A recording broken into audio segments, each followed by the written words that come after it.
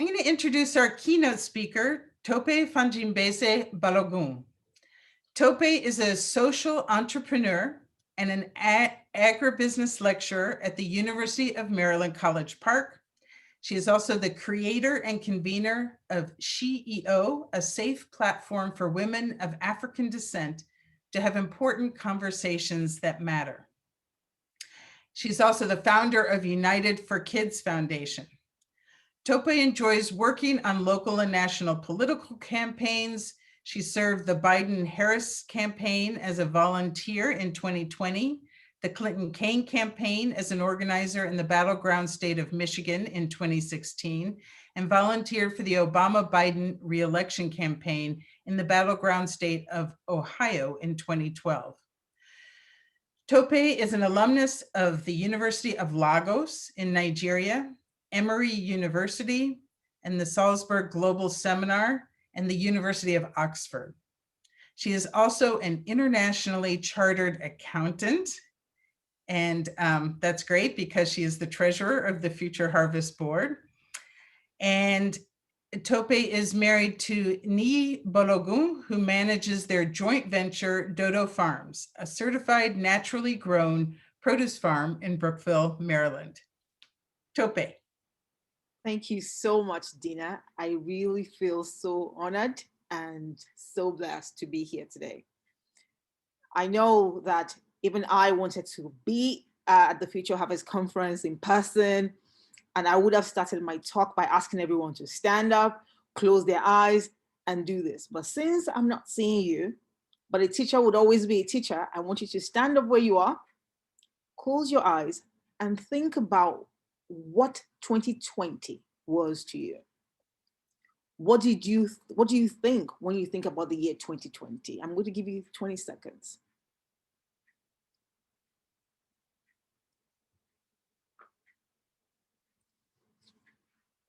Okay, if you are anyone like me, you probably thought, oh my God, 2020, the year of COVID, 2020, so many deaths, 2020, economic crisis, lockdowns and shutdowns, and oil price crash. It was just a mess all over the world, I'm sure you thought.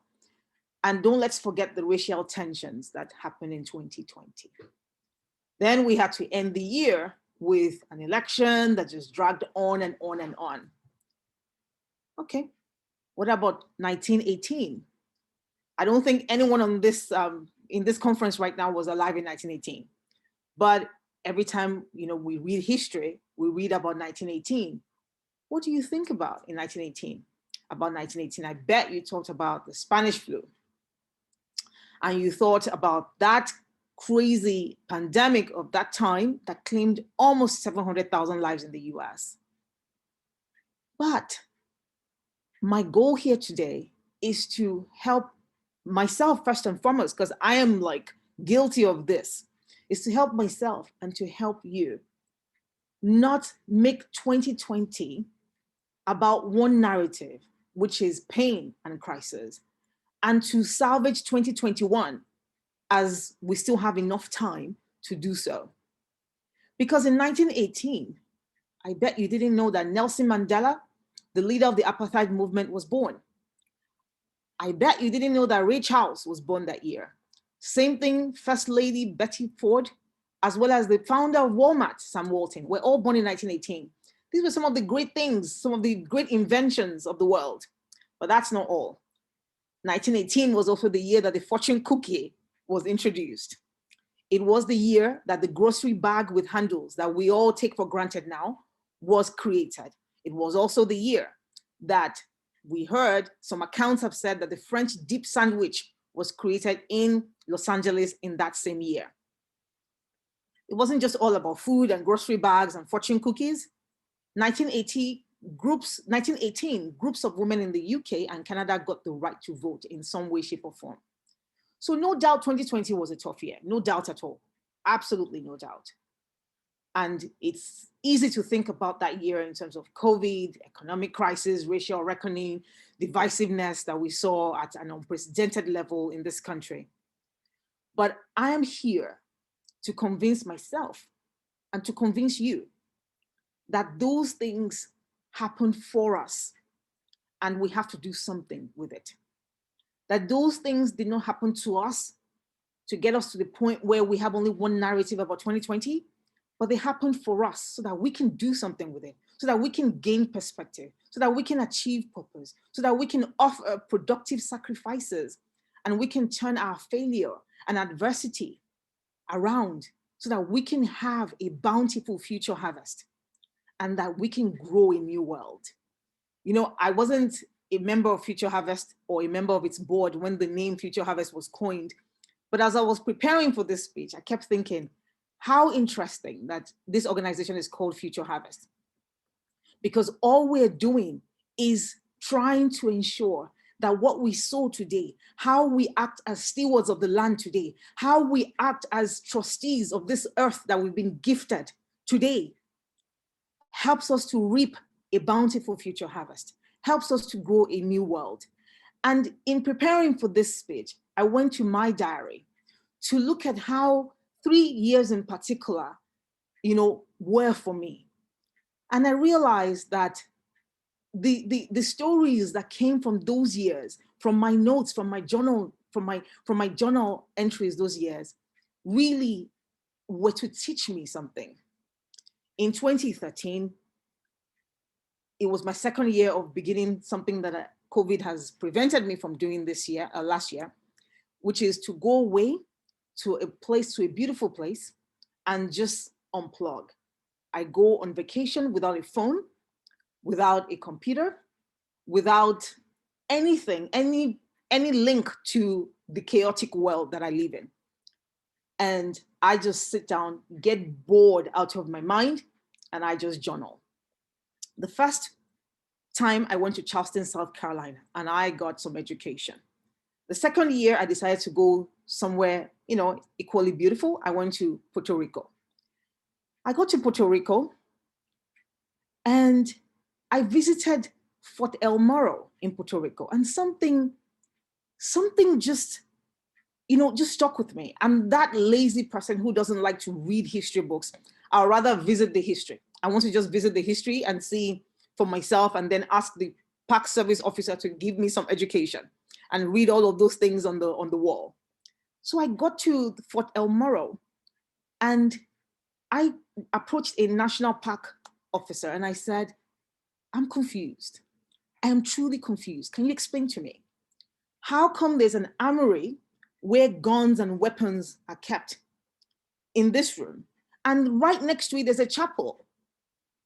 I said, these two rooms side by side are such a conflict in my mind. I can't reconcile it. I said, did they pray first and fight afterwards? Did they pray and that, oh Lord, let us win our battles? Or did they fight first and then beg God for forgiveness? Like, how did this work? And the park officer, God bless his soul, he was trying to explain this to me. He did his best. But eventually he told me something. He said, it's easy to think we live in the worst of times today, but there have been worse times in the past. And with those words, he gave me perspective. And when I think about 2013, I think about perspective. I think about the fact that with just a few words, somebody made me understand that what I think is horrible, what I think is the worst that can absolutely happen, is absolutely not the worst. That it could be worse. There have been worse times in the past. That there could be worse struggles. There have been almost 400,000 deaths in the US alone due to COVID-19. But you and I are here. It's perspective. And my heart goes out to everyone who has loved and lost in 2020, because that must not be easy. But we're here, and that's perspective.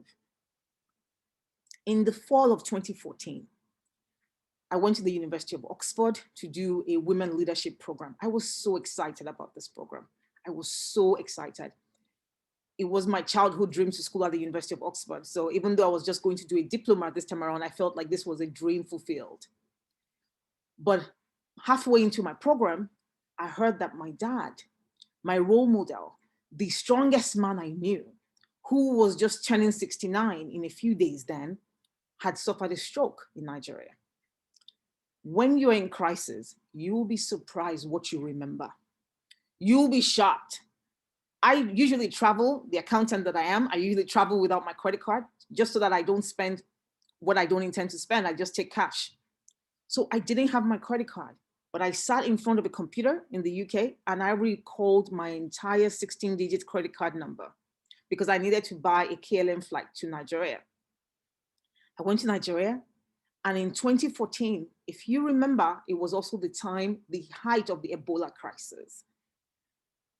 Fortunately, Nigeria was not as hit as the rest of some other countries in West Africa. But Ebola wasn't going to stop me. I was going to see my dad. I got to Nigeria. He was in the hospital. And this man, who I knew to be this strong man, my dad was an engineer, then a farmer, then a politician. Now you know where I got all my political love from. He was all of these things, and it was just an icon in my heart. I got into the hospital room and I saw him. Half of his body was lifeless. Half of his body had been rendered paralyzed by the stroke. I couldn't believe it. I stayed in Nigeria for 10 days. Even though I told my boss at the time that I was only going to be in Nigeria for a few days, maybe 3 to 5 days, but I couldn't leave my dad. And whatever the consequences was going to be, I was ready to damn it. Because for me, what was important was in front of me, to be with my dad, to be with the man who had given me so much. Every one of those 10 days that I visited him in the hospital, I asked myself a question without fail. One question. I said, if this was you, are you ready to die? Are you ready to die? And the answer I got clearly was no, I'm not. I haven't done what I think I came here to do. And I realized that my stumbling block at the time was what I thought was the most important thing. It was my job.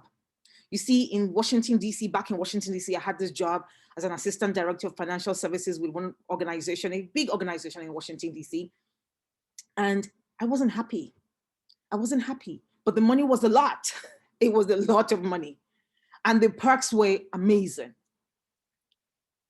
But it wasn't what I thought I came here for. I felt there was still more in my heart. And seeing my dad lifeless, literally lifeless at 69, seeing this man who was always up and doing, just laying there, requiring help from doctors, caregivers, made me realize that I had to do the hard thing. His sudden illness and his death taught me a lesson about purpose. The following summer, I quit my job in pursuit of purpose. So when I think about 2014, I think about purpose. In the fall of 2015, this was about 3 years after my divorce, I met a gentleman who was 11 years my senior.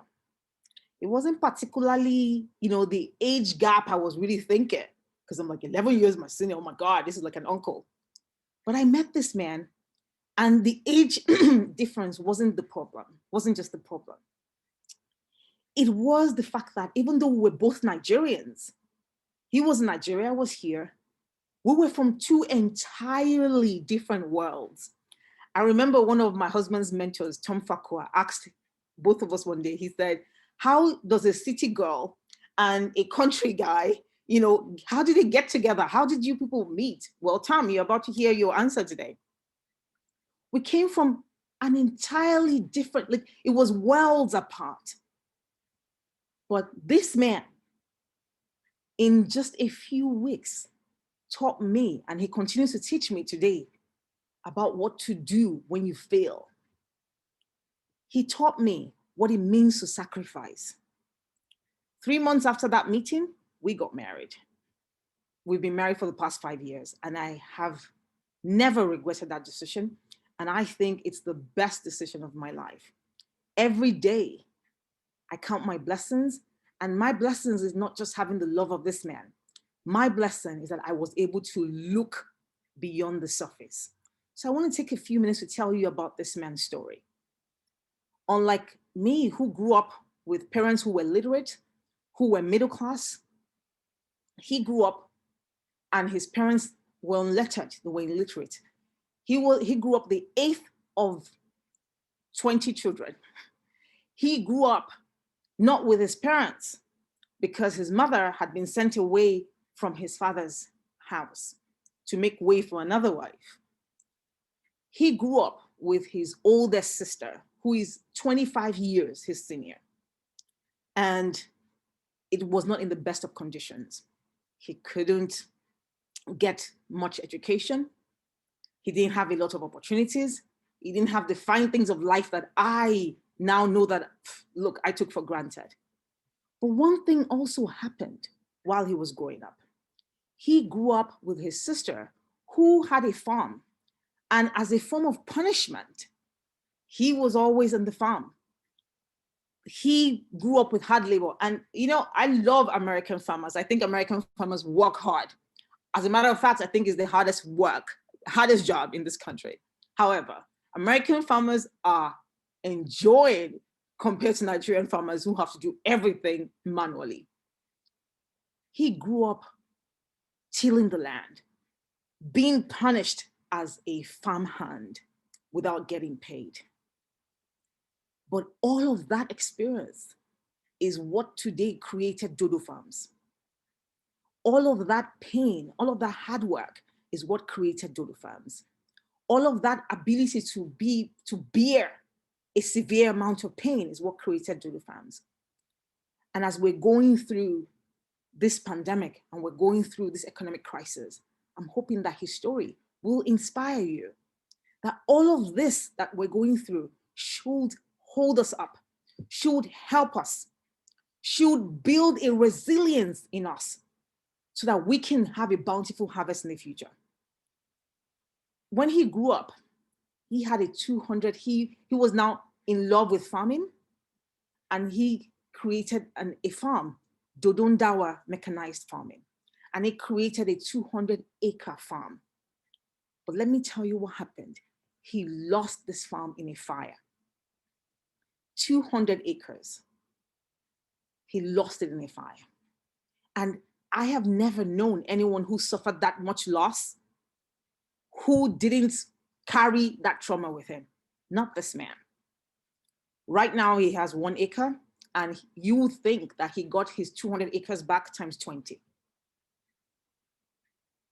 Now, this man, when I met him and we got married in April 2016, I told him I'd been offered a job as a campaign organizer with the Hillary Clinton campaign in Michigan.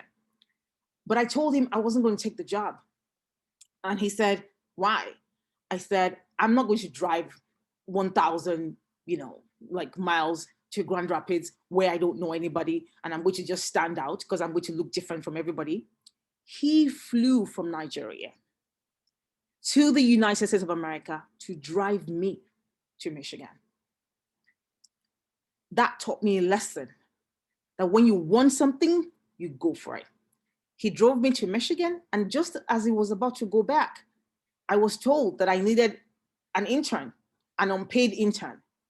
And I said, whoa, I need an intern? I don't know anybody in this town. And who is going to not get paid to work as my intern? He asked me in our language, he said, what do I need to do to be your intern? I was like, okay. I told him, and he did it. 17 hours a day, walked his behind off for me in Michigan.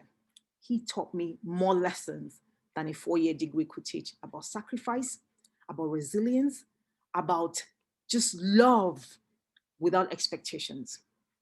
Another thing I want to say about this man and the lessons that he taught me that I'm hoping that you would learn as well is that when he decided to move to the US, he told me that if it was either he moved here or I moved to Nigeria. And I said, no, I want you to move here.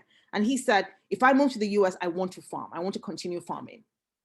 And I said, of course you can continue farming. Of course, I had no idea how possible that was. But I said he could come.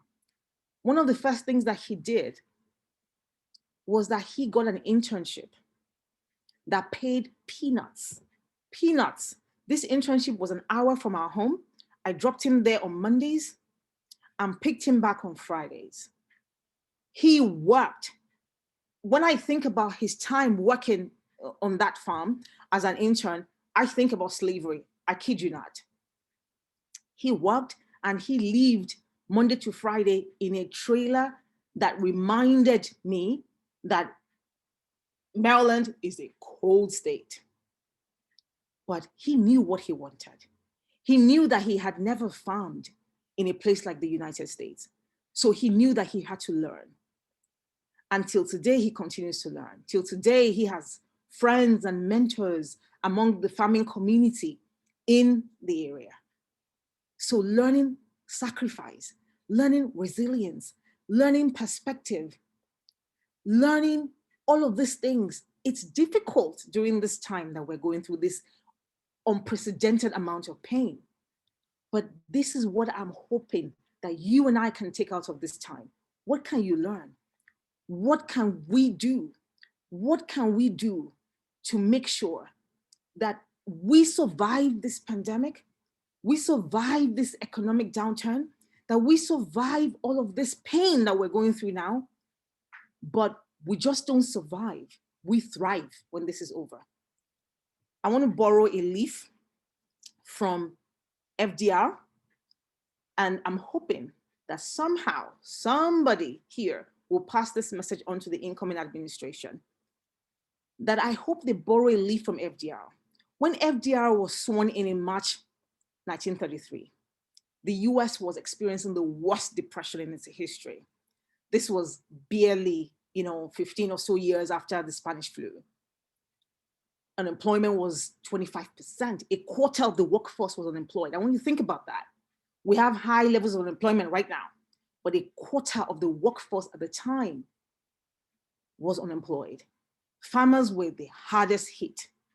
And banks that loaned to farmers in the rural areas were hit harder than other banks. Most banks closed. And the banks that were loaning to farmers even closed at worse rates because commodity prices dropped by as much as 60%. 2 million people were homeless. How do people buy anything when they're homeless? Racial tensions were high. It almost looked like, to me, when I was reading about 1933, it almost looked like 2020, except that indications show that it was worse than what we think is the worst now. There was depression in both the economy and the spirit. But what did FDR do? Because historical accounts say that within 4 months, there was a huge turnaround. What did he do? We've heard about the New Deal, that he had a couple of New Deals. His first New Deal, which he unveiled in 1933, put farmers front and center. I want to beg the new administration. I was very happy to hear about the extension of the SNAP benefits yesterday. I want to see more. I want to see the new head of the USDA, the Secretary of Agriculture, take the lead in the domestic council like it was done during Barack Obama's time. Let agriculture be at the forefront, like FDR put it. He knew that prices were too low and this didn't put money in the farmers' pockets. So what did he do? He increased crop prices. There were lots of subsidies and government programs that made sure that farmers had more money. According to some historians, income from crops nearly tripled from March to July 1933. Total farm income doubled.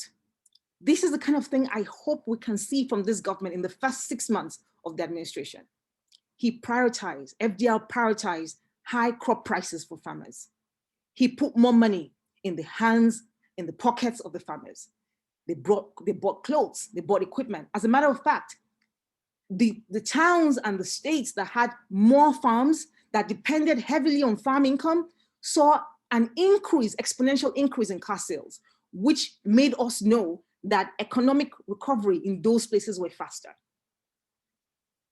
The incoming administration can take a cue from this. Invest heavily in the rural areas, invest heavily in urban farms, invest heavily in food security. As Dina said, we saw how vulnerable our food systems are. We saw what happened when we could no longer get food easily from California, from Mexico, from Latin America. We saw how desperate counties like mine in Montgomery County became.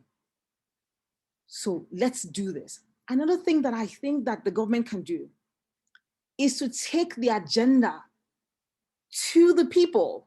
We've seen so much division. We've seen so much fake, real, insightful news and all of these things. I hope that the government, the incoming Biden administration, will put the people first. FDR used to have fireside chats. He took his agenda straight to the people. The USDA has an Office of Public Engagement, as I found out when I was doing this research. Nobody has ever engaged me from that office. Nobody. Why? I expect us to have town halls. I expect us to have meetings so that farmers can tell, we farmers can tell the government how we want to be helped. I expect an open door policy because we hold the key to progress. If there's no food, there's no economy.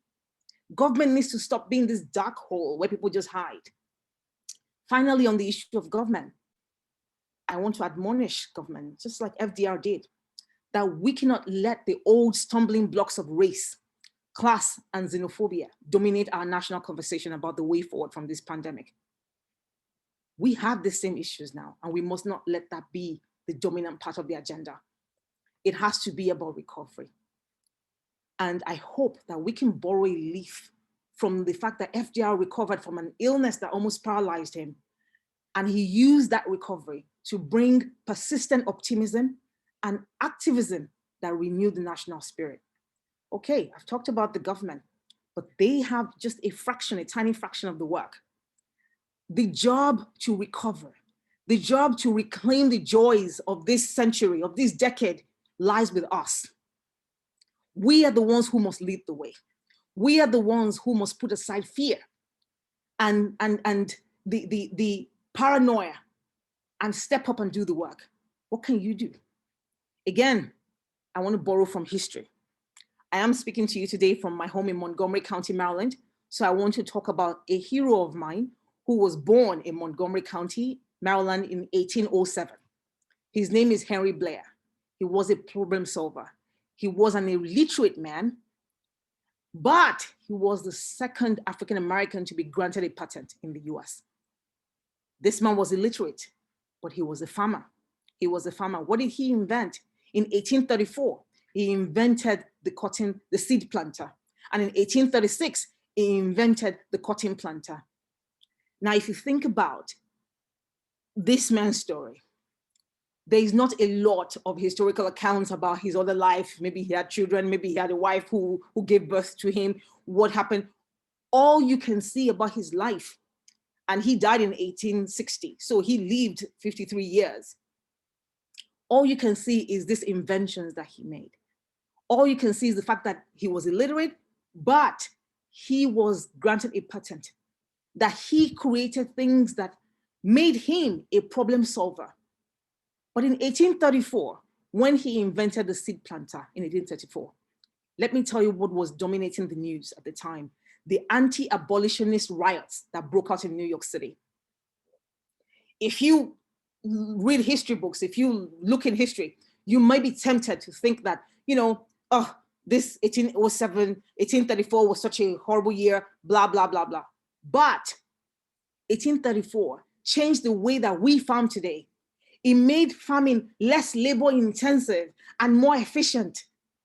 So when people look back and they think about 2020 and 2021, what will they say about you?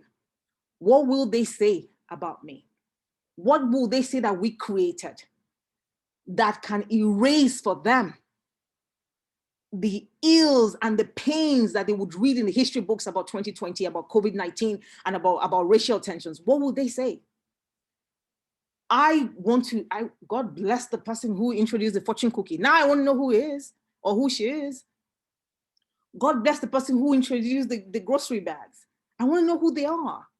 Those people have changed the year 1918 for me. So how will you change 2020 and 2021 for the generations yet unborn?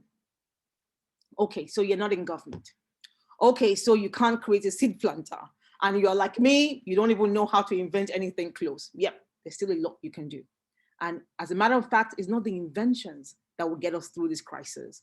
It's not the government interventions that will get us through this crisis. It is the small acts of kindness.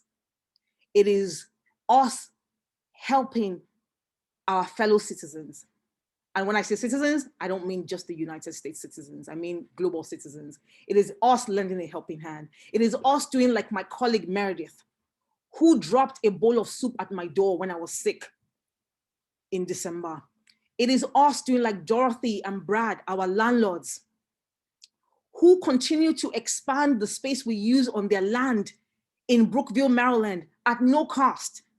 We've been on that land. This is our 4th season. We've had to pay nothing to use that land. And my husband just told me this morning that they've just given us another part of their land for us to farm on. It is us doing what Tom Pakwa, Mike Protest, Robert True, Genevieve, and the angels at Sharp Farm. It is us doing what they do to be allies instead of competitors. It is them calling and saying, oh, you know, we should all band together and buy potatoes.